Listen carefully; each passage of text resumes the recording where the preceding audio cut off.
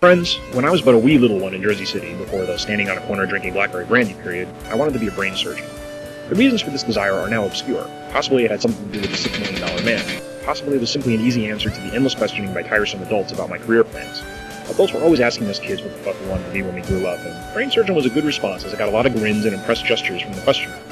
I coasted along with the whole brain surgeon thing for a few years, probably giving my poor parents, who probably hoped I'd magically evolve into some sort of athletic prodigy and earn scholarships to pay for school, a lot of sleepless nights as they contemplated the roughly 55 years of medical school such a profession requires. Of course, I didn't really want to be a brain surgeon.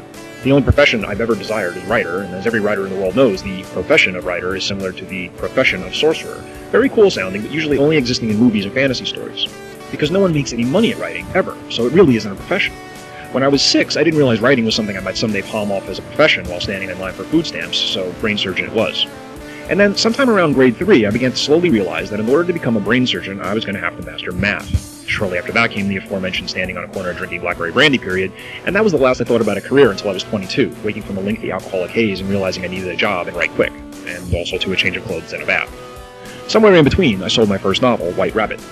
Never heard of it? Not surprised, because it never actually got published, nor was I ever actually paid for it. I wrote it when I was 16, and armed with the 1987 edition of the Writer's Market, I sent out a bunch of queries with a humorous cover letter that was promptly ignored by everyone in the industry, except the guy in California who ran a tiny small press. Despite the fact that 5 pages were missing from the manuscript I sent him, and not even 5 pages in a row, but 5 more or less random pages from throughout the book, he liked the book and offered to publish it.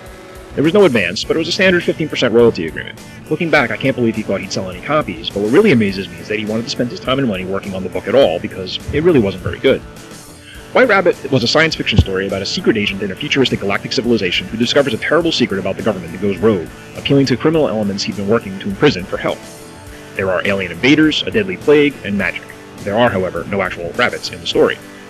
Okay, I have some fondness for the book. It was a lot of fun to write, and some of the ideas, in their core, aren't bad ones. But the book itself is a lazy mess, meandering through a plot not ending very satisfactorily, which the publisher seemed to realize as he hand-edited the book, though his enthusiasm never flagged. I was, of course, excited, and visions of being recognized as some sort of literary prodigy danced through my head. I made the rookie mistake of telling everyone I knew that I was being published, and carried my copy of the contract around with me like a totem.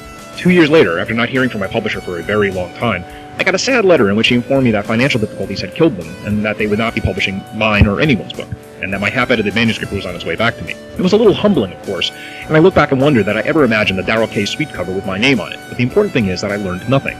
Absolutely, positively nothing. Writing is largely a futile enterprise. First of all, more often than not, you fail in whatever artistic endeavor you are trying to achieve. And if you don't think you fail more often than not, you're either that 0.05% of writers who are actually geniuses, or you're simply the other 98.5% who are delusional. The other 1% know they fail more often than not. History is full of writers who constantly deride their early work as utter shit and take every new edition of a successful work as an opportunity to rework it one more time. I don't know a writer out there worth their salt who isn't haunted by the dreck they've written, even if it's sold, and sold well. Second, even if your artistic aspirations are always achieved, your sales goal, unless it is, say, a dozen copies, will almost certainly not be achieved. Likely it will not even be approached. If you were lucky enough to receive an advance as part of your contract, you'll likely be lucky to earn out the advance. That's just the way it is. Most books lose money, or at least make very little. Finally, even if you attain your artistic goals and sell scads of copies, plenty of writers have been celebrated bestsellers in their day, forgotten nobodies today. For every Dickens or Faulkner, there are a million George Barr McCutcheons, who had 8 official best-selling books, and who wrote Brewster's Millions in 1902, which has been made into a movie 5 frickin' times, with a new production schedule for 2012, though I doubt anyone's heard of him today beyond English majors and incredibly dedicated John Candy or Richard Pryor fans. Face it, no matter your goals or skills, writing is a game of frustration in one sense or another. Still, one can always hope that after a lifetime of scratching and pawing and working like a dog, I'll die with ink-stained fingers and crumpled papers in my hands, and 50 years later a small literary cult of Jeff will form.